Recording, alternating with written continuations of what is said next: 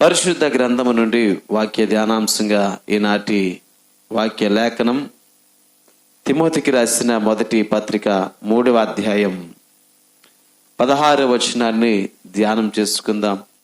నిరక్షేపముగా దైవ భక్తిని గూర్చిన మర్మము గొప్పదయ్యున్నది. ఈ మాట జాగ్రత్తగా ఆలోచించేద్దాం. ఈనాటి వాక్య ధ్యానాంశం, మన వాక్యాంశం దైవ భక్తిని గూర్చిన మర్మము. నాతో కలిసి చెప్పండి, దైవ భక్తిని గూర్చిన మర్మము.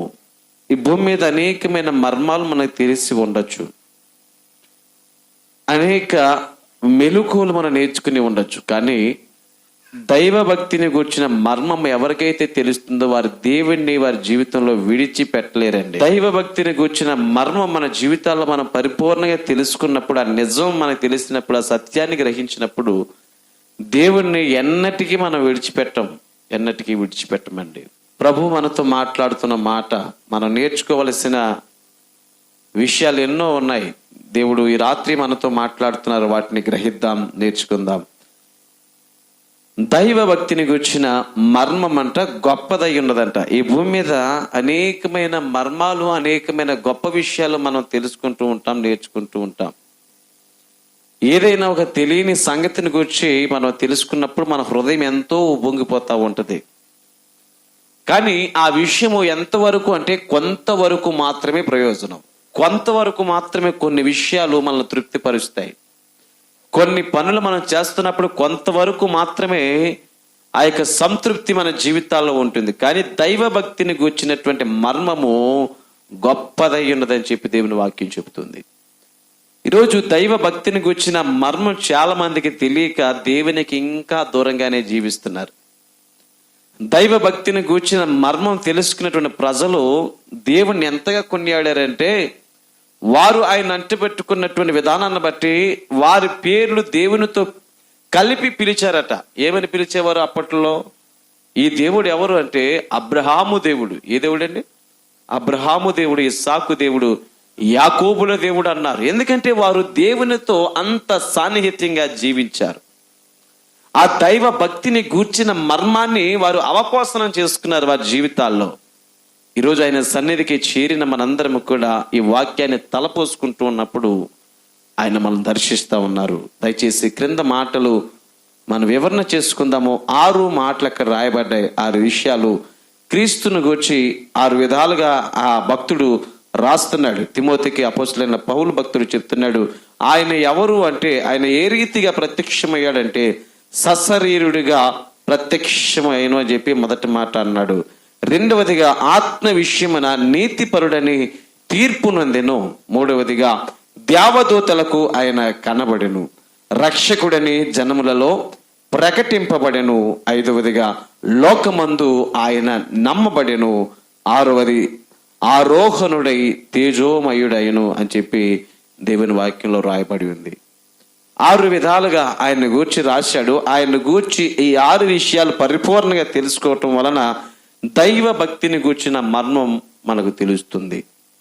ఎందుకు దైవ భక్తిని గూర్చిన మర్మాన్ని నేను చెప్పాలనుకున్నాడంటే, 4వ అధ్యాయంలో కొన్ని విషయాలు అక్కడ రాశాడు. 4వ అధ్యాయంలో మనం చదువుతుంటాడు, అయితే కడవరి దినములలో కొందరు అబద్ధికులు వేషధారణ వలన మోసపరచు ఆత్మల యందు దయ్యముల బోధ యందు లక్ష్యముంచి విశ్వాస భ్రష్టులగుదురని ఆత్మ తేటగా చెప్పుచున్నాడు. గమనించండి ప్రియులారా, ఈ కడవరి దినాల్లోనంట అనేక మంది అబద్ధ బోధకులు, అబద్ధ ప్రవక్తలు, అబద్ధికులు వస్తారు ఈ భూమి మీదకి. వారందరూ యాజిటీస్ మనం చూస్తే యేసుప్రభు ఎలా ఉన్నాడు అలాగే వారు జీవిస్తారు. యేసుప్రభులాగే మాట్లాడతారు. యేసుప్రభు చేసినట్లుగా అద్భుతాలు చేస్తారు. ఆయన బోధించినట్లుగానే చాలా నిమ్మలంగా, ప్రశాంతంగా, చాలా ఔదార్యం కలిగిన వారిగా, ప్రేమగా మరి మాట్లాడుతూ ఉంటారు. కానీ వారి మాటల ఆంతర్యాన్ని గ్రహించినప్పుడు, వారి నిజ స్వరూపాన్ని చూసినప్పుడు, వారు ఎవరు అంటే ఆశధారణ వల్ల వారు మోసపరచు ఆత్మల యందు దయ్యముల బోధ యందు లక్ష్యముంచి విశ్వాస భ్రష్టులగుదురని ఆత్మ తేటగా చెప్పుచున్నాడు. ఆ కాలం రాబోతుంది. ఆ కడవరి దినాల్లో మనుషులు ఇలా జీవిస్తారు. కాబట్టి దైవ భక్తిని గుర్చిన పరిపూర్ణమైన అవగాహన మీకు కలగాలి అని చెప్పి అపోస్తలుడైన పౌలు భక్తుడు తిమోతితో ఈ మాటలు చెబుతూ ఆయన 14-15 వచనంలో ఈ మాట రాస్తాడు. 3వ అధ్యాయం 14-15 వచనాలు చదవండి. శీఘ్రముగా నీ ఎద్దుకు వత్తునని నిరీక్షించుచున్నాను, అయినను నేను ఆలస్యము చేసిన యెడల దేవుని మందిరములో అనగా జీవము గల దేవుని సంఘములో జనులు ఎలాగూ ప్రవర్తింపవలనో అది నీకు తెలియవలనని ఈ సంగతులను నీకు రాయుచున్నాను. ఈ సంగతులకు ఎందుకు రాస్తున్నానంటే, జీవము కలిగిన దేవుని సన్నిధిలో మీరు ఉన్నారు, జీవము కలిగిన దేవుని సంఘములు మీరు ఆరాధిస్తున్నారు. జీవము కలిగిన దేవుని సన్నిధికి మీరు వచ్చినప్పుడు మీ ప్రవర్తన ఎలా ఉండాలి, మీ జీవితం ఎలా ఉండాలి, మీ జీవన విధానం ఎలా ఉండాలి అన్న విషయాలు మీరు గ్రహిస్తే ఆయన్ని గూర్చిన ఆ దైవ భక్తిని గూర్చిన మర్మాన్ని మీరు తెలుసుకుంటారు.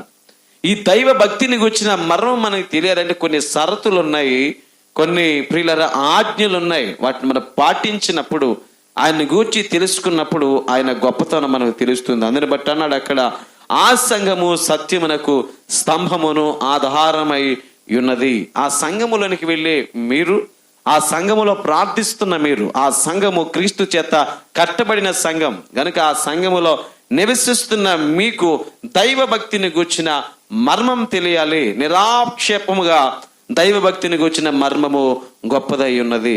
ఏంటి ఆ గొప్పతనం అంటే, ఆయన శరీరుడి భూమి మీదకి వచ్చాడు, ఆయన శరీరుడిగా ప్రత్యక్షమయ్యాడు.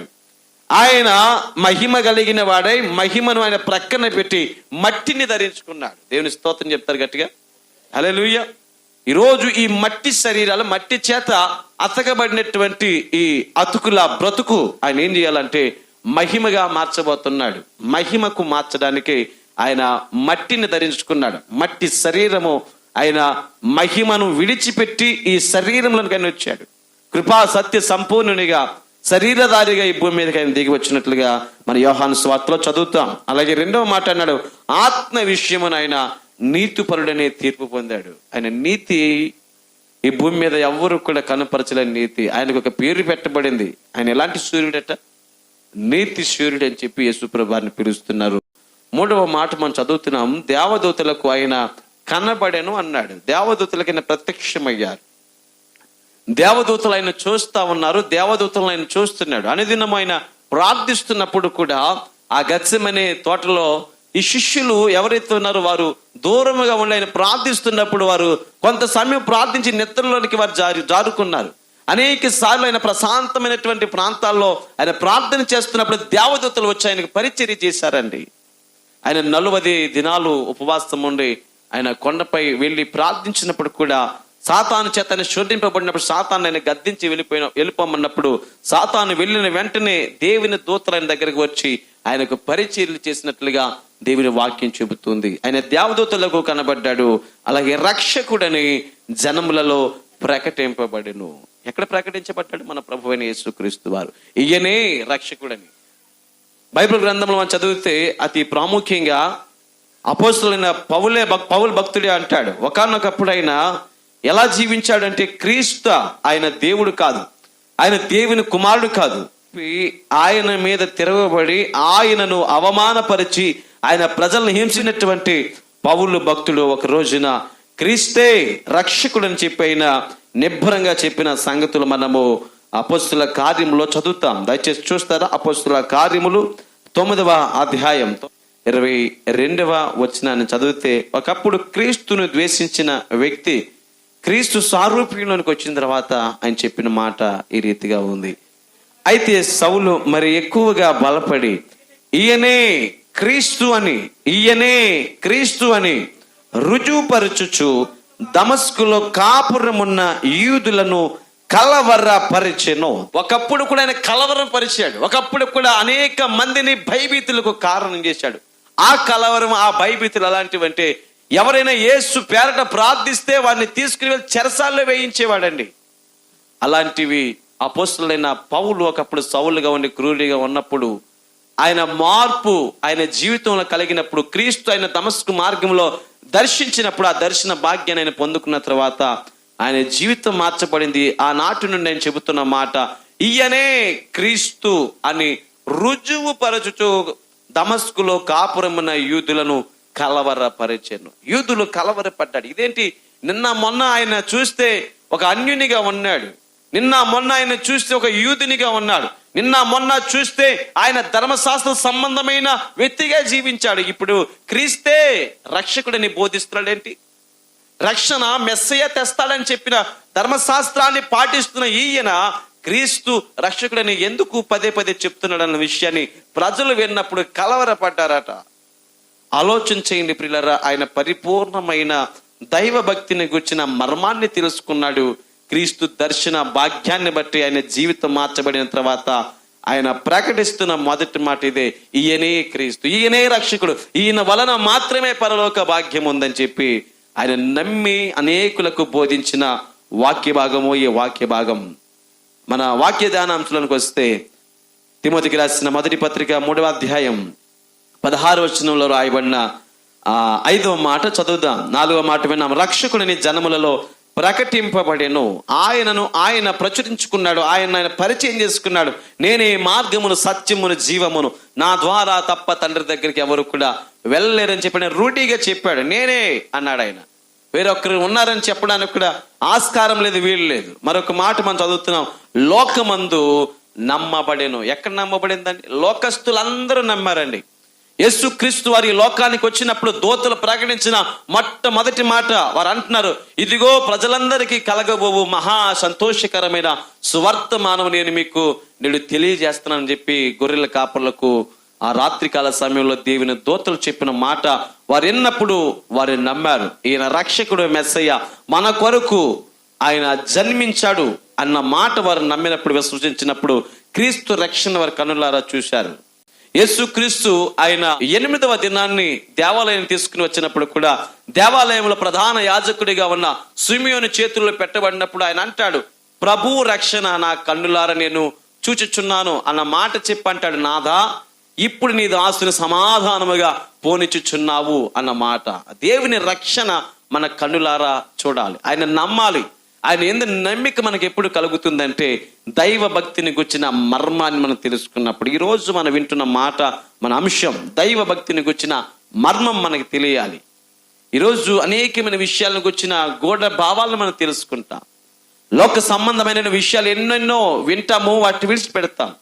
కానీ అవి కొంత మట్టుకు ప్రయోజనం. కానీ దేవుని వాక్యం మనం వింటున్నప్పుడు ప్రియులారా, ఈ దైవ భక్తి రాబోయే కాలములో జీవం, వాస్తవమైన జీవానికి ఒక సూచనగా ఉందని చెప్పి 4వ అధ్యాయం 8వ వచనంలో రాయబడింది. 4వ అధ్యాయం 8వ వచనం తిమోతికి రాసిన పత్రికలో చూడిన మాట: శరీర సంబంధమైన సాధకము కొంచెం మట్టుకే ప్రయోజనకరం. అంటే ఈ శరీర సంబంధమైనటువంటి ప్రయోజనాలు కొంత మట్టుకే అయితే దైవ భక్తి ఇప్పటి జీవం విషయములోను రాబోవు జీవం విషయములోను వాగ్దానముతో కూడినదైనందున అది అన్ని విషయముల్లో ప్రయోజనకరమైనది. అన్ని విషయాల్లో కూడా ప్రయోజనకరమైనది దైవ భక్తి. ఈ దైవ భక్తిని చేసిన వ్యక్తి జీవితంలో ఎప్పుడు కూడా యేసయ్యను విడిచిపెట్టరండి, ప్రార్థన విడిచిపెట్టరు, వాక్యాన్ని విడిచిపెట్టరు, ఆరాధన ఎవరు కూడా అలక్ష్యం చేయరు. ప్రార్థన మనకి వినబడగానే వచ్చి దేవుని మందిరాల్లో కూర్చుంటా ఉంటారు. ఈరోజు చాలా మందికి అనౌన్స్ చేస్తేనే కానీ రారండి, ఏదైనా ప్రకటన చేస్తేనే కానీ రారు, ఏదో ఒక మాట వారికి చేరవేస్తేనే కానీ, ఫోన్ కాల్ చేస్తేనే కానీ రాలేని పరిస్థితుల్లో ఈరోజు క్రైస్తవ బిడ్డలు జీవిస్తున్నారండి. ఆలోచించని నా ప్రియ స్నేహితుడా, సహోదరి, నీ నిర్లక్ష్యం నీ భక్తిని చెరుపుతుందేమో ఒక్కసారి పరిశీలన చేసుకో. ఆయన అంటున్నాడు అక్కడ, లోకమందు నమ్మబడ్డాడట. 6వదిగా ఆరోహణుడై తేజోమయుడయ్యాడు. ఏ తేజస్సును ఆయన విడిచిపెట్టాడో, ఏ మహిమనైతే ఆయన విడిచిపెట్టాడో, తిరిగి ఆయన ఆరోహణుడై పరలోకానికి ఆయన వెళ్ళిన తర్వాత మరలా అదే మహిమతో ఆయన అక్కడ కూర్చున్నాడు. ఈ 6 విషయాలు మనం పూర్తిగా తెలుసుకున్నప్పుడు, క్రీస్తు స్వారూప్యాన్ని గురించి తెలుసుకున్నప్పుడు, ఆయన చేసిన భక్తిని గురించి తెలుసుకున్నప్పుడు, ఆయన ప్రకటించినటువంటి ఆ స్వార్థను గురించి తెలుసుకున్నప్పుడు, అదే దైవ భక్తిని గురించిన మర్మము అన్నాడు. దాని గురించి ఇంకా పూర్తిగా మనం వివరణ చేసుకుంటే కొన్ని విషయాలు రాశాడు. 7వ వచనంలో అంటాడు, 6-7 వచనాలు: ఈ సంగతులను సహోదరులకు వివరించిన ఎడల నీవు అనుసరించుచూ వచ్చిన విశ్వాస సుబోధ సంబంధమైన వాక్యముల చేత పెంపారుచు క్రీస్తు యేసునందుకు మంచి పరిచారకుడవై యుందువు. క్రీస్తు యేసుకు నువ్వు మంచి పరిచారకుడు అవ్వాలి. నాకో లేదా సంఘ పెద్దలకో, ఈ యొక్క సంఘం ఉన్నటువంటి ఆ బిడ్డలకు పరిచారకుడు కాదు. తిమోతి, నువ్వు ఎవరికి మంచి పరిచారకుడు అంటే క్రీస్తు యేసుకు మంచి పరిచారకుడవై ఉండాలి. ఈ సుబోధ సంబంధమైన వాక్యముల చేత నువ్వు పెంపారాలి, నువ్వు పారాలి, నీ జీవితం అభివృద్ధి చెందాలని చెప్పి పౌలు భక్తుడు తిమోతిని హెచ్చరిస్తూ రాస్తున్నాడు. తన జీవితాన్ని ఆయన పదిలపరుచుకోమన్నాడు. క్రీస్తులో 7వ వచనంలో అంటాడు, అపవిత్రములైన ముసలమ్మ ముచ్చటలను విసర్జించి దేవభక్తి విషయములలో నీకు నీవే సాధకము చేసుకును. దైవ భక్తిని గుర్చినటువంటి నియమాన్ని మనం తెలుసుకోవాలి. ఈ అధ్యాయంలో 2-3 చోట్ల దైవభక్తి అని రాయబడి ఉంది. మొదటిగా మనం చదివినప్పుడు 16వ వచనంలో చదివాము. అలాగే 16వ వచనం తర్వాత 7వ వచనంలో 8వ వచనంలో కూడా మనం చదువుతున్నాం. ఈ దైవ భక్తిని గుర్చినటువంటి నియమావళి ఏదైతే ఉందో దాన్ని ఖచ్చితంగా పాటించాలి. ఎందుకంటే ఎవరు దైవభక్తిని చేయలేరని ముసలమ్మ ముచ్చట్ల మీద ఆరాట పడేవారు, ముసలమ్మ ముచ్చట్లు పెట్టుకునేవారు దైవభక్తిని చేయలేరు. వాటికి దూరంగా ఉండమన్నాడు. వాటి వల్ల ఏమవుతారంటే అపవిత్రులైపోతారని దేవుని వాక్యం చెప్తుంది. 7వ వచనంలో అపవిత్రములైన ముసలమ్మ ముచ్చట్లను విసర్జించి దైవభక్తి విషయముల దేవభక్తి విషయములలో నీకు నీవే సాధకము చేసుకున్నాము. నిన్ను నీవే సిద్ధపరచుకోవాలి. దేవుని సన్నిధిలో నువ్వు సిద్ధపడాలి.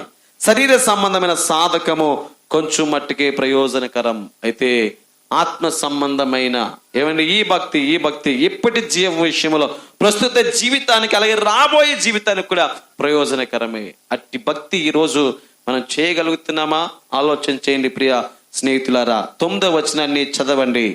9వ వచనం, ఈ వాక్యము నమ్మదగినది, పూర్ణ అంగీకారమునకు యోగ్యమైనది అయ్యున్నది, మనుషులందరికీ రక్షకుడును మరి విశేషముగా విశ్వాసులకు రక్షకుడైన జీవము గల దేవుని యందు మనము నిరీక్షణ ఉంచి ఉన్నాము గనుక ఇందు నిమిత్తము ప్రయాసముతో పాటు పడుచున్నాము. దేని మీద ప్రయాసం మనకు ఉండాలి? దైవ భక్తి విషయంలో ప్రయాస ఉండాలి. చాలా మంది ఈ లోక సంబంధమైన ప్రయాసల మీదే, ఈ లోక సంబంధమైన ప్రయోజనాల మీదే ప్రయాస పడుతూ ఉంటారు, కానీ భక్తి చేయడానికి ఇష్టపడరండి ఎక్కువగా. ఆలోచించండి, క్రైస్తవ భక్తిలో మన ప్రారంభ దినాలను మన బాల్య దినముల యందే మన సృష్టికర్తను స్మరణకు తెచ్చుకోవాలి. లోకస్తులైతే ఎప్పుడో 60-70 సంవత్సరాలు ఇంకా వాళ్ళన్నమాట ఏంటంటే కాటికి కాలు చాపే ఆ సమయం రావాలంటారు. వాళ్ళు వృద్ధాప్యం అని చెప్తా ఉంటారు, చెప్పకనే చెప్తా ఉన్నారు. అంటే భక్తి వృద్ధాప్యాయంలో నీకు వచ్చేటప్పుడు వారికి పనికి వస్తుంది. భక్తి వారు జీవిత కాలం అంతా పాపాలు చేసి పుణ్య బలియాగం వారు ఎన్నెన్నో చేసి ఎన్నో బలు అర్పించిన తర్వాత ఎన్నో తీర్థయాత్రలు చేసిన తర్వాత చివరిలో వారు చెప్పే మాట ఏంటంటే ఇదంతా ప్రక్కన పెడితే ఇప్పుడు జపం చేసుకోవాల్సిన వయసు, ఇప్పుడు ఇంకా దేవుడే ఇక దిక్కు, ఇంకా అన్ని అనుభవించేసి వీటన్నిటిని ప్రక్కన పెడితే ఈ శాశ్వత జీవితం దేవునితో గడపాలని చెప్పి వారు అర్థం తెలియని భక్తి చేస్తా ఉంటారు. కానీ క్రైస్తవ భక్తులు అది లేదండి. మన చిన్న నాటి నుండి మన ఊహ తెలిసిన కాడి నుంచి కూడా క్రీస్తుని మన జీవితాల్లో కలిగి ఈ దైవ భక్తిని గురించిన మర్మాన్ని తెలుసుకున్నప్పుడు అప్పుడు ఆ భక్తి విలువను మనం గ్రహిస్తాం. నమ్మిన వారు చెప్పలుండి దేవుని పరిశుద్ధ నామమున మహిమపరచుకుందాం. హల్లెలూయా. చదవండి క్రింద వచనాలు. మనుషులందరికీ రక్షకుడు ఆయనే, మరి విశేషముగా విశ్వాసులకు రక్షకుడైన జీవము కలిగిన దేవుని యందు మనము నిరీక్షణ ఉంచి ఉన్నాము గనుక ఇందు నిమిత్తము ప్రయాసముతో పాటు పడుచున్నాము. మనం ఎందుకు ప్రయాసపడాలి అంటే మనకు ఒక నిరీక్షణ ఉంది. ఆ నిరీక్షణ ఏంటంటే క్రీస్తుని ఒక రోజు మనం చూస్తాం, క్రీస్తు దగ్గరికి మనం వెళతాం. ఈ లోకం మనకు శాశ్వతం కాదు అన్న విషయాన్ని గ్రహించడానికి ఈ భక్తిని మనం చేస్తున్నామండి. నువ్వు ఎన్ని సంవత్సరాలు భక్తి చేసినా, ఎంత దేవుని ప్రార్థించినా, నీకున్న అభిలాష, నీకున్న ఆశ ఏంటంటే పరలోకం నువ్వు చేరాలి. ఆ పరలోక భాగ్యాన్ని మనం సంపాదించుకోవడానికే ఈ పరిశుద్ధ యాత్ర మనం సాగిస్తున్నాం. ఈ యాత్ర సాగిస్తున్నప్పుడు ఈ యాత్రలో అనేకమైన అవమానాలు వస్తాయి, అనేకమైన శోధనలు వస్తాయి. ఈ పరిశుద్ధ యాత్రలో అనేకమైనటువంటి వ్యాధులను మన జీవితాలు మనం అనుభవిస్తూ ఉంటాం.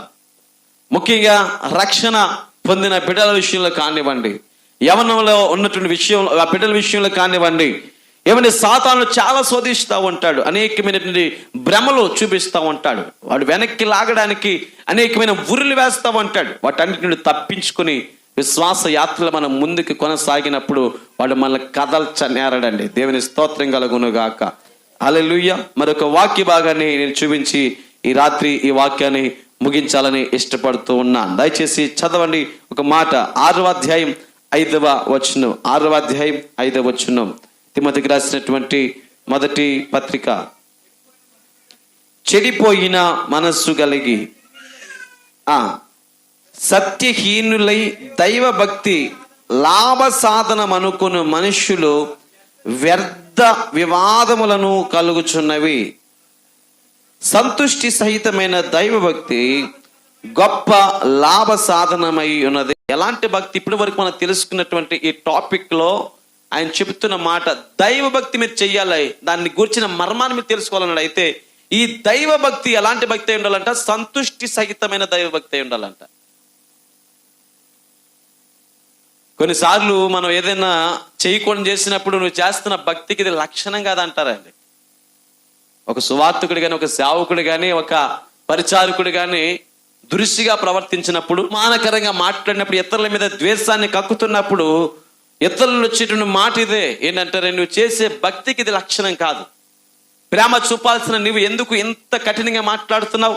ఎంతో ఓర్పు తగ్గింపు ఉండాల్సిన నీవే ఎన్నోసార్లు ఎందుకు నిన్ను నీవు హెచ్చించుకుంటున్నావు అని చెప్పి ఇతరులు మనను మరి ఖండితంగా మాట్లాడుతూ ఉంటారు. అందుకే ఇక్కడ దైవ భక్తి ఎలా ఉండాలంటే సంతుష్టి సహితమైనదిగా ఉండాలని దేవుని వాక్యం చెబుతుంది. దీని గురించిన వివరణ మనం చదివితే 6వ అధ్యాయం 3 నుండి రాశాడు. 6వ అధ్యాయం 3 నుండి చదవండి. ఎవడైనను మన ప్రభువైన యేసుక్రీస్తు యొక్క హితవాక్యములను దైవ భక్తికి అనుగుణ్యమైన బోధకు అంగీకరింపక భిన్నమైన బోధను ఉపదేశించిన ఎడల వాడు ఏమియూ ఎరుగక తర్కములను గూర్చి వాగ్వాదములను గూర్చి వ్యర్థముగా ప్రయాసపడుచు గర్వాంధుడగును. చాలా మందికి ఏం తెలియదండి, వాళ్ళకి తెలిసింది ఎంతే. కానీ నాకు చాలా వాక్యం తెలుసండి, సిద్ధాంతపరంగా చాలా బోధ తెలుసండి. ఇదిగో మా పాస్టర్ గారు ఏనండి, ఇదిగో మా యొక్క రెవరెండ్ ఈయనండి, ఇదిగో మా బిషప్ ఈయనండి, ఆయనకి మేము ఫ్యాన్ అండి, ఆయన చెప్పినట్టు వింటాం, ఆయన చెప్పిందే నిజమని చెప్పి కొంతమంది ఫాలో అవుతూ ఉంటారు. కానీ వారి ఎవరిని మనం ఫాలో అవసరం లేదు. దేవుని వాక్యాన్ని నమ్మాలి. ఆ వాక్యము సరైనదో లేదో చూసుకోవాలి. మనుషులు ఒక్కొక్కసారి ఒక రీతిగా ఉంటారు, ఒక్కొక్కసారి ఒక రీతిగా ఉంటారు. కానీ వాక్యం మారదని చెప్పే వ్యక్తులు మారచ్చు, చెప్పే విధానం మారచ్చు, కాలం సమయాలు మారచ్చు. కానీ ఆ వాక్యం తాత్పర్యం ఏమాత్రం కూడా మారదని దేవుని యొక్క వాక్యంలో చెప్తున్నాడు. ఆయన ఎవడైనా మన ప్రభువైన యేసుక్రీస్తు యొక్క హితవాక్యాలను దైవభక్తికి అనుగుణ్యమైన బోధను అంగీకరింపక భిన్నమైన బోధ ఎవడైనా తెస్తే ఆ బోధ మీద నమ్మొద్దన్నాడు. భిన్నమైన బోధ, వాక్యానికి వ్యతిరేకమైన బోధ ఎవడైనా తెస్తే దాన్ని నమ్మొద్దు, దాన్ని మీరు అనుసరించవద్దు. అలా అనుసరించినప్పుడు వివాదాలు వస్తాయి, తర్కములు వస్తాయి, వాగ్వాదాలు వస్తాయి. వ్యర్థంగా వాడు ప్రయాసపడి గర్వాంధుడగుతాడు అని దేవుని యొక్క వాక్యం చెబుతా ఉంది. ప్రియులారా, అలాగే క్రింద వీటి మూలముగా అసూయ, కలహము, దూషణలు, దుర్మానములు, చెడిపోయిన మనస్సు కలిగి సత్యహీనులై దైవభక్తి లాభ సాధనం అనుకున్న మనుషులు వ్యర్థ వివాదములు కలుగుచున్నవి అన్నాడండి. వాళ్ళు నమ్మింది మంచి విషయమే, దైవభక్తి చాలా గొప్పది అన్న మర్మం గురించినటువంటి ఆ విషయాలు వారు తెలుసుకుంటున్నప్పుడు వ్యర్థమైన వివాదాల చేత, వ్యర్థమైనటువంటి మాటల చేత వారి హృదయాలు మలినమైపోతే ఆ భక్తికి విలువ లేదట. వ్యర్థమైన వివాదాలు, తర్కాలు అంటే ఏంటి తెలుసండి? ఒక్కొక్కరు అంటారు పరిశుద్ధాత్ముడు లేడు అని ఒకడు బోధిస్తాడు. ఒక్కో సంఘంలో అంటాడు ప్రవక్తల బోధే కరెక్ట్ అంటాడు. ఒక్కొక్కడు అంటాడు యేసయ్య నామంలో మాత్రమే బాప్తిస్మం తీసుకుని ఒకటి చెప్తాడు. ఒక్కొక్కరు అంటారు తండ్రి కుమార పరిశుద్ధాత్మ నామంలో బాప్తిస్మం ఒకటి చెప్తారు. ఒక్కొక్క రకాలైన బోధలు చేస్తూ ఉంటారు. కానీ వాక్యం చెప్పినట్లుగా, యేసయ్య చెప్పినట్లుగా ఆయన చెప్పిన మాటలు ఎవరైతే గ్రహిస్తారో ఆ మాటలే సత్యము, అదే శ్రేష్టమైన బోధ. దేవుని స్తోత్రం, హల్లెలూయా. కాబట్టి అలా ఎవరైనా తర్కిస్తున్నారంటే వారు గర్వాంధుడు అవుతాడు. వారికి మీరు దూరంగా ఉండండి. వారు ఏంటంటే తమ యొక్క గొప్పతనాన్ని వారు తెలియజేయడానికి వీటి మూలంగా వారు తెచ్చుకునేది అసూయ తెచ్చుకుంటారు, కలహాన్ని తెచ్చుకుంటారు, దోషం తెచ్చుకుంటారు. తద్వారా చెడిపోయిన మనస్సు కలిగిన వారిగా జీవిస్తారు, సత్యహీనులై వారు జీవిస్తారని చెప్తుంది దేవుని వాక్యం. సత్యహీనులు అన్నాడు అంటే సత్యాన్ని గ్రహించినటువంటి వారు, సత్యమందు ఆసక్తి లేని వారు దేవుని వాక్యం చెప్తుంది. నిర్మాకాండం చివరికి ఈ వాక్య భాగం నేను జ్ఞాపకం చేసి ఈనాటి వాక్య ధ్యానాంశాన్ని ముగించాలని ఇష్టపడుతున్నాను. నిర్మాకాండం 18వ అధ్యాయం 21వ వచనం. మరియు నీవు ప్రజలందరిలో సామర్థ్యము, దైవ భక్తి, సత్య ఆసక్తి కలిగి లంచగొండులు కాని మనుషులను ఏర్పరచుకుని 1000 మందికి ఒకనిగాను, 100 మందికి ఒకనిగాను, 50 మందికి ఒకనిగాను, 10 మందికి ఒకనిగాను వారి మీద న్యాయాధిపతులను నియమింపవలెను. మీకు ఒక విషయాన్ని చెప్తాను, ఒక చిన్న మర్మాన్ని కూడా మీకు జ్ఞాపకం చేస్తాను. జాగ్రత్తగా ఈ మాటల మీద దృష్టి పెట్టండి. సత్యహీనులు ఎవరు, సత్యమందు ఆసక్తి లేని వారు ఎవరో వారిని గురించి చెప్పాడు. వారు ఎవరు అంటే కొన్ని వివాదాలను పట్టుకొని, కొన్ని అంశాలను పట్టుకొని, కొన్ని విషయాలను పట్టుకొని, కొన్ని సందర్భాలను పట్టుకొని, వాటిని పట్టుకొని వేలాడుతూ ఉంటారు. ఇదే ఇదే ఇదే సత్యం అని చెప్పి వారు అసూయ పెంచుకుంటారు, కలహాన్ని పెంచుకుంటారు. సంతుష్టి సహితమైన భక్తిని వారు చేయలేరండి. కాబట్టి ఆ యొక్క భక్తి చేస్తున్న మనం వారికి కొంచెం దూరంగా ఉండాలి, వారిని కొంచెం దూరంగా పెట్టాలండి. దేవుని వాక్యంలో అంటాడు, అలాంటి వారికి నువ్వు ఒకసారి చెప్పు, రెండుసార్లు చెప్పు, మూడోసారి వారు చెప్పిన వాడు వెళ్ళలేనప్పుడు వారిని కొంచెం దూరంగా పెట్టమని దేవుని వాక్యం చెబుతా ఉంది. ఈ లేఖన సారాంశాన్ని మీకు ఎందుకు జ్ఞాపకం చేస్తానంటే, ఆనాడు మోషే ఒక రోజున తన మామయ్య యిత్రోతో ఆయన మాట్లాడుతున్నప్పుడు నేను ప్రజలకు ఒక నాయకునిగా ఉన్నాను, అయితే ప్రజలందరూ నా దగ్గరికి వచ్చి నా వ్యాజ్యము తీర్చు, నా వ్యాజ్యము తీర్చు, నాకు తగువ తీర్చు అంటున్నారు. నేను ఎవరికి తగువ తీర్చగలను, ఎవరికి తీర్పు తీర్చగలను? ఇక్కడ చూస్తే వేల సమూహం ఉంది, లక్షల్లో జనాభా ఉంది. వీరందరికీ ఒకరోజు ఒక పూటలో నేను తగువ తీర్చలేను. అలా నేను తగులు తీర్చుకుంటే పోతే దేవుని పని ఎలాగో చేయగలను? నేను తగులు తీర్చడానికి ఒక పెద్దగా ఒక న్యాయాధిపతిగా నియమింపడలేదు కదని చెప్పి ఆయన బాధపడుతున్న ఆ సందర్భంలో తన మామయ్యని ఇద్దరు ఒక సలహా ఇస్తాడు. ఆ సలహా ఏంటో దయచేసి పై వచనాలు జాగ్రత్తగా చదువుకుందాము. నిర్గమకాండం 18వ అధ్యాయంలో 12వ వచనం. మరియు మోషే మామయ్యని ఇత్రో ఒక దహన బలులను దేవునికి అర్పింపగా అహరోను ఇశ్రాయేలు పెద్దలందరూ మోషే మామతో దేవుని సన్నిధిని భోజనం చేయుచూ వచ్చిరి. మర్నాడు మోషే ప్రజలకు న్యాయము తీర్చుటకు కూర్చుండగా ఉదయం మొదలుకొని సాయంకాలం వరకు ప్రజలు మోషే యొద్ద నిలిచి ఉండిరి. మోషే ప్రజలకు చేసినదంతయు అతను మామ చూచి, నీవు ఈ ప్రజలకు చేయుచున్న ఈ పని ఏమిటి? ఉదయం మొదలుకొని సాయంకాలం వరకు నీవేమాత్రం కూర్చుండగా ప్రజలందరూ నీ యొద్ద నిలిచి ఉండనేలా అని అడుగగా ఆయన అంటున్నాడు, నేను పొద్దున్న చూస్తున్నాను, ఈ సమయం వరకు కూడా ప్రజలందరూ కూడా నీ దగ్గర కూర్చున్నారు. వారికి నువ్వు తీర్పు తీరుస్తున్నావు, వారికి న్యాయాన్ని జరిగిస్తున్నావు. ఇక సొంతంగా నీ పనులు నువ్వు ఎప్పుడు చేసుకుంటావు? ఇక దేవుని పని ఎప్పుడు చేస్తావు? ఇదంతా నీ మీద చాలా పెద్ద భారం. ఈ భారాన్ని తగ్గించుకునే ఒక ఉపాయాన్ని చెప్తాను, ఒక ఆలోచన చెప్తాను, దాని ప్రకారంగా చేయని చెప్పి తన మామయ్య అయిన ఇత్రో ఒక సలహా ఇచ్చాడు. ఆ క్రింద వచనాల్లో మనం చదువుతున్నాం, దయచేసి చూడండి. మోషే ఈ ప్రజలకు చేసినదంతయు, తర్వాత 15వ వచనంలో, మోషే దేవుని తీర్పు తెలుసుకున్నట్టుకు ప్రజలు నా యొద్దకు వచ్చెదరు, వారికి వ్యాజ్యము ఏదైనా కలిగిలేలా నా యొద్దకు వచ్చెదరు, నేను వారి విషయము న్యాయము తీర్చి దేవుని కట్టడలను ఆయన ధర్మశాస్త్ర విధులను వారికి తెలుపుచున్నానని తన మామతో చెప్పెను. అందుకు మోషే మామ అతనితో, నీవు చేయించిన పని మంచిది కాదు, నీవు నీతో ఉన్న ఈ ప్రజలు నిశ్చయముగా నలిగిపోవుదురు, ఈ పని నీకు మిక్కిలి భారము, అది నీ ఒక్కడవే చెయ్యజాలవు. ఏమని చెప్తున్నాడు? నువ్వు ఒక్కడవే చేయాలని చాలా పెద్ద భారం. ఆ భారాన్ని నువ్వు ఒక్కడవే నీ మీద వేసుకోవడం మంచి పని కాదు, ఇది మంచి పని కాదు. నీవు నీ ప్రజలు నలిగిపోతారు. నీకు ఒక మంచి ఉపాయం ఏమిటంటే, ఇప్పుడు నీ పనిని, నీ భారాన్ని తగ్గించుకుని ఒక ఆలోచన చెప్తున్నా, దాన్ని నువ్వు అనుసరించు. ప్రతి తగువు నీ దగ్గర తీర్చవలసిన అవసరం లేదు. తగువు అనగా నాకు ఒక మాట జ్ఞాపకం వచ్చిందండి. ఇంచుమించు ఒక 4-5 సంవత్సరాలు, ఒక 5-6 సంవత్సరాలు అవుతుంది అనుకుంటున్నా. బంధన్ రాంబాబు గారి దగ్గర ఒక చిన్న తగువు జరుగుతుంది. ఆ తగువు జరుగుతున్నప్పుడు చిన్న సందర్భంలో నేను అక్కడికి వెళ్ళాను. మా పెద్దమ్మ గారు మేరు కాసులమ్మ గారి యొక్క పింఛని విషయంలో ఒక పేపర్ తీసుకుని వెళ్ళి ఆయనతో సంతకం చేయించాను. ఆయనతో కొంత సమయం మాట్లాడుతున్నాను. ఒక 2 మనుషులు వచ్చి ఆయన దగ్గరికి వచ్చి తగువ తీర్చమంటున్నారు. తగువ తీర్చమంటే ఆయన అన్నాడు, రే నేను ఏం తగువ తీర్చాలనుకుంటున్నాను, మీరు ఏంటి చెప్పండి అంటే ఆయన అన్నాడు, అయ్యా ఒకడికి నేను కొంత డబ్బు ఇచ్చాను, కొన్ని చెట్లు కొందామని వెళ్ళాను, ఆ చెట్లు వాడు నాకు ఇస్తానని చెప్పి ఇవ్వలేదు, డబ్బు తీసుకున్నాడు, నా చెట్లు ఇవ్వలేదని చెప్పినప్పుడు వీరిద్దరు తగువ ఆయన దగ్గరికి వచ్చింది. ఆయన అన్నాడు, ఇలాంటి చిల్లర తగులు నా దగ్గర తీర్చడానికి నేనేం చిన్న మనిషిని అనుకుంటున్నారా అని చెప్పి కసిరేసి పంపించాడు. అంటే ఇక్కడ ఈ మోషే గారి యొక్క ఆలోచనను, ఇత్రో యొక్క ఆలోచన మనం ఆలోచన చేస్తే, ఇత్రో అంటున్నాడు, నువ్వు ప్రతి చిన్నది నువ్వు తీర్చడానికి నువ్వు సామాన్యమైన మనుషుడు కాదు. ప్రతి చిల్లర తగుని దగ్గర రావడానికి వీలేదు. ప్రతి వ్యక్తికి నువ్వు వ్యాజ్యం తీర్చవలసిన అవసరం లేదు. నువ్వు దేవుని సేవకునిగా ఉన్నావు కాబట్టి కొన్ని విషయాలు, కొన్ని ఇంపార్టెంట్, కొన్ని ప్రాముఖ్యమైన విషయాలు మాత్రమే నీ దగ్గరికి రావాలి. అవి మాత్రమే నువ్వు వ్యాజ్యాన్ని తీర్చాలని అన్నాడండి. ఆయన చెబుతున్న మాట ఆ క్రింద మనం చదువుతున్నాం. కాబట్టి నా మాట వినుము, నేను నీకు ఒక ఆలోచన చెప్పుదును. దేవుడు నీకు తోడయ్యుండును. ప్రజల పక్షముగా నీవు దేవుని సముఖమందు ఉండి వారి వ్యాజ్యములను దేవుని ఎద్దుకు తేవలను. నీవు వారికి ఆయన కట్టడలను ధర్మశాస్త్ర విధులను బోధించి వారు నడవలసిన త్రోవను వారు చేయవలసిన కార్యములను వారికి తెలుపవలను. మరియు నీవు ప్రజలందరిలో, ఈ మాట జాగ్రత్త అంటర్లైన్ చేసుకుని, నీవు ప్రజలందరిలో సామర్థ్యము, దైవభక్తి, సత్య ఆసక్తి, ఈ 3 విషయాలు ఏం చెప్తున్నాడు? సామర్థ్యం ఉండాలట నువ్వు ఏర్పరచుకునే ప్రజలకు.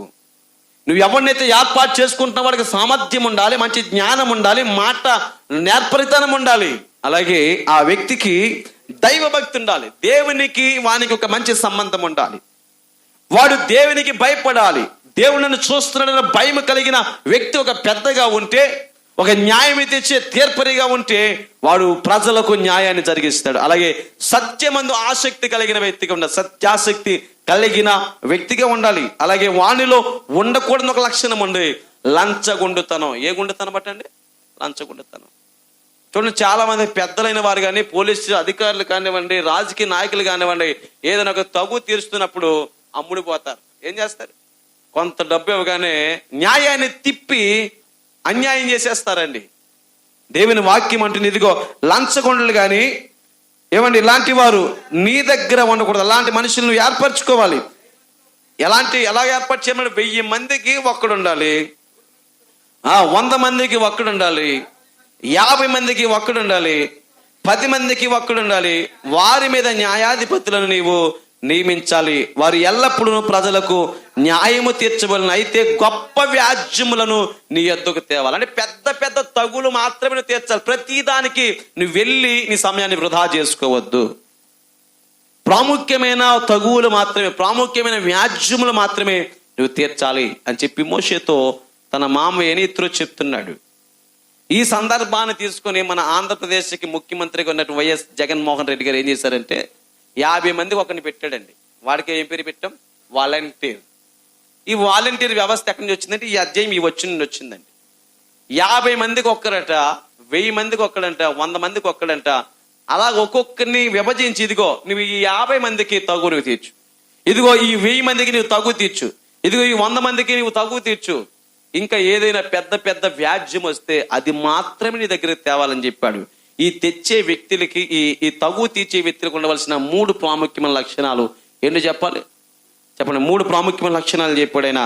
సామర్థ్యం ఉండాలి, దైవభక్తి ఉండాలి, సత్య ఆసక్తి ఉండాలి. 4వది లంచగొండితనం ఉండకూడదండి. ఇలా ఎవరైతే ఉంటారో వారిని ఏర్పాటు చేసుకొని నీవు ముందుకు వెళ్ళి అని చెప్పినప్పుడు ఆ రీతిగా ఆయన ఆ రోజు ప్రజలను, న్యాయాధిపతులను నియమించాడు. ఈరోజు క్రైస్తవ దైవ భక్తి విషయంలో సత్యాసక్తి లేకుండా జీవిస్తున్నావేమో ఆలోచించి. సత్యమందు నువ్వు ఆసక్తి కలగొండకపోతే ఆ మరణం నీకు తెలియదు. నిజాన్ని తెలుసుకోవాలని ఎప్పుడైతే మనం ఆతృత పడతామో అప్పుడే సత్యం మనలోనికి వస్తుంది. ఆ సత్యం మనను స్వతంత్రులుగా చేస్తుంది. చివరిగా ఈ వాక్యం కన్క్లూజన్ తెలుసుకుని వాక్యాన్ని ముగిద్దాం. 6వ అధ్యాయం 5వ వచనం. 6వ అధ్యాయం 5వ వచనం. తిమోతికి రాసిన మొదటి పత్రిక. చెడిపోయిన మనస్సు కలిగి సత్యహీనులై దైవభక్తికి లాభ సాధనం అనుకుని మనుషులు వ్యర్థ వివాదములు కలుగుచున్నవి. అయితే సంతుష్టి సహితమైన దైవభక్తి గొప్ప లాభ సాధనమై ఉన్నది. మనకు గొప్ప లాభాన్ని తెచ్చేది ఏదైనా ఉందంటే అది మన భక్తి. ఆ భక్తి కూడా సంతుష్టి సహితమైన భక్తి ఉండాలి. 7వ మాట అన్నాడు అక్కడ, 7వ వచనంలో, మనం ఈ లోకంలోనికి ఏమీ తేలేదు, దీనిలో నుండి ఏమీ తీసుకుని పోలేము. కాగా అన్న వస్త్రములు గలవారమై ఉండి వాటితో తృప్తి పొందేదము. చాలా అద్భుతమైన మాట. అన్న వస్త్రాలు కలిగిన వారమై వాటితో తృప్తి పొందాలి. ఏదో చేద్దాం అని చెప్పి ప్రయాసపడొద్దు. క్రింద అంటాడు అక్కడ, ఇదిగో ధనవంతులకు అపేక్షించేవారు శోధనలోను ఉరుల్లోను అవివేకయుక్తమైన హానికరములైన అనేక దురాశల్లో పడుదురు. అట్టి మనుషులకు నష్టములోను నాశనములోను ముంచివేయును. ఎందుకనగా ధనాపేక్ష సమస్త కీడులకు మూలము అని దేవుని వాక్యం చెబుతుంది. ఈ 2024వ సంవత్సరంలో నీవు నేను మనందరం కూడా బహుశా ఈ ఆలోచన కలిగి ఉన్నామేమో, అయ్యో గత సంవత్సరం ఏమీ సంపాదించలేదే, ఈ సంవత్సరం సంపాదించుకోవాలి. గత సంవత్సరం ఏ సమృద్ధి లేదే, ఈ సంవత్సరం సమృద్ధి ఉండాలి అని అనుకుంటున్నామేమో. ఆలోచన చేయండి. ప్రభువు నిశ్చయిస్తే, ఆయన ఆలోచన చేస్తే, ఆయన నిర్ణయం స్థిరమైందైతే, ఆయన నీ జీవితంలో ఏది ప్రయోజనకరమైందో, ఏది శ్రేష్టమైందో దానినే ప్రభు నీకు ఇస్తాడు. నీకు నష్టం కలిగించేది ఏది కూడా ప్రభు ఇవ్వడట. మనం అడగల, ప్రభా నీ చిత్తమే జరిగించని చెప్పి దేవుని మీద నమ్మకం ఉంచి మనం ప్రార్థన చేస్తే ఆయన మనల్ని తృప్తిపరుస్తాడు. మనం ఈ లోకంలోనికి ఏమీ తేలదు అన్న విషయాన్ని గ్రహించాలి. మరలా ఏమీ తీసుకుని పోలేము అన్న విషయాన్ని ఎవరైతే గ్రహిస్తారో వారికి మాత్రమే అర్థమవుతుంది దేవుని దైవ భక్తిని గుర్చిన మర్మం. అందుకే అబ్రహాం అన్నాడు, పునాదులు గల పట్టణం కొరకు నేను ఎదురు చూస్తున్నాను. ఆయన గుడారంలోనే జీవించాడు. ఎందుకని ఈ భూమి మీద ఈ ఆలయము కానీ, ఈ దేవాలయము కానీ, ఈ గుడారం శిథిలమైపోద్ది. శ్రేష్టమైన, పరిపూర్ణమైన, నిత్యమైన ఆలయము, నిత్యమైనటువంటి స్థలం పైన పునాదులు గల పట్టణము పరలోక రాజ్యం అని చెప్పి అబ్రహాము నమ్మాడు. అందుకే ఆయన దేశాలన్నీ సంచరిస్తూ వెళ్తున్నప్పుడు పరదేశిగా పిలువబడ్డాడు. ఈరోజు ప్రియులరా, మనం జీవిస్తున్న కాలం 60-70 సంవత్సరాల కాలం అయి ఉండొచ్చు. ఈ కాలం అంతా కూడా మనం పరదేశిగా ఈ లోక యాత్ర జీవిస్తూనే ఉన్నాం. అయితే మన ప్రతి అవసరాన్ని ప్రభు తీరుస్తాడు. కానీ దేవుని మీద ఆధారపడి దైవ భక్తిని కూర్చిన మర్మాన్ని తెలుసుకుని ఆ మర్మానికి లోబడి జీవిస్తే ప్రియులారా, మన జీవితంలో ప్రతి అక్కర మన ప్రభు ప్రతి లోటును తీర్చడానికి ఆయన సమర్థుడై ఉన్నాడు. అట్టి కృపా సమాధానం మనందరి జీవితాల్లో ప్రభు అనుగ్రహించును గాక. ఆమేన్.